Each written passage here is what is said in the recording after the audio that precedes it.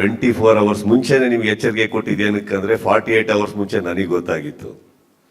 ನಾನು ನಿಮಗೊಂದು ಮಾತು ಹೇಳಿದೆ ಅಲ್ಲಿ ನಮ್ಮ ಸ್ನೇಹಿತರಿಗೆ ಇಂಟರ್ವ್ಯೂ ಕೂತ್ಕೊಂಡಾಗ, ಪ್ರತಿ ಕ್ರಿಕೆಟ್ ಟೀಮಲ್ಲಿ ಆಪೋಸಿಷನ್ ಟೀಮಲ್ಲಿ 11 ಜನ ಇರ್ತಾರೆ, ನನ್ನ ಟೀಮಿಗೆ ಮಾತ್ರ ಎದುರುಗಡೆ 33 ಜನ ನಿಂತಿರ್ತಾರೆ ಅಂತ. ಬಟ್ ನಮ್ಮ 11 ಜನ ಸಾಕು ಸರ್, ಸಖತ್ತಾಗಿ ಆಲ್ರೌಂಡರ್ಸ್ ಇದ್ದೀವಿ ನಾವು, ಸುಮ್ಮನೇನಿಲ್ಲ, ನಾವು ಮಾತಾಡಲ್ಲ ಅಷ್ಟೇನೆ. ಬಟ್ ನೀವೇ ನೋಡಿದ್ರಿ, ಇವಾಗ ಅಹಂಕಾರದಲ್ಲಿ ಅಭಿಮಾನಿಗಳನ್ನ ಮುಂದೆ ಇಟ್ಕೊಂಡು ಮಾತಾಡೋ ವ್ಯಕ್ತಿ ನಾನು ಆಗಿದ್ದಿದ್ರೆ ಇಷ್ಟು ವರ್ಷದಿಂದ ನೀವು ನೋಡಿರೋ ಸುದೀಪ್ ಸುಳ್ಳಾಗೋಲ್ಲ. ನಾನು ಆ ಥರ ಅಲ್ಲ. ಬಟ್ ಮಾತಾಡಿದ್ದೀನಿ ಅಂದರೆ ನಾನು ಏನೋ ನೋಡಿರ್ಬೇಕು, ಕೇಳಿರ್ಬೇಕು, ದೃಢವಾಗಿ ಆಗಿರ್ಬೋದು. ಇವತ್ತು ನಿಮ್ಮ ಕಣ್ಣಿಗೆ ಕಾಣಿಸ್ತಾ ಇದೆ.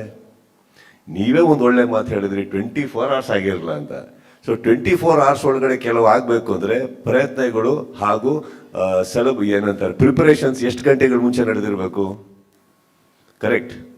ನಾವು ಇದೇ ವೃತ್ತಿಯಲ್ಲಿದ್ದೀವಿ, ನಮಗೂ ಒಂದಿಷ್ಟು ಸಂಪರ್ಕಗಳಿದ್ದಾವೆ, ಅಲ್ಲಿಂದ ನಮಗೆ ಬರುತ್ತಲ್ವಾ. ಬಂದಿದ್ದು ದೃಢವಾಗಿ ಬಂದಾಗ ರೆಡಿ ಇದ್ದೀವಿ ಅಂತಂದೆ ನಾನು ಅಷ್ಟೇ. ಪಾಯಿಂಟ್ ಏನಂತಂದರೆ ಅಗೇನ್ ಗೋಯಿಂಗ್ ಬೈ ದಟ್, ಸ್ವಲ್ಪ ತಾಳ್ಮೆಯಲ್ಲಿದ್ದಾಗ ಪ್ರತಿಯೊಬ್ಬರಿಗೂ ಅವರ ಉತ್ತರಗಳು ಸಿಗ್ತವೆ ಸರ್. ಇದು ಯಾವುದು ಅಲ್ಲ, ಏನು ದೊಡ್ಡದೇನು, ಚಿತ್ರರಂಗ ಅಷ್ಟೇ. ಒಂದು ಬಹಳ ಪ್ರೀತಿಯಾದಂಥ, ಒಂದು ಸಂಭ್ರಮ ಪಡುವಂಥ ಒಂದು ವೃತ್ತಿ, ನಿಮ್ಮೆಲ್ಲರೂ ನಗಿಸೋದಕ್ಕೆ, ಖುಷಿ ಪಡಿಸೋದಕ್ಕೆ ಇರುವಂತಹ ಒಂದು ಪ್ರೊಫೆಷನ್.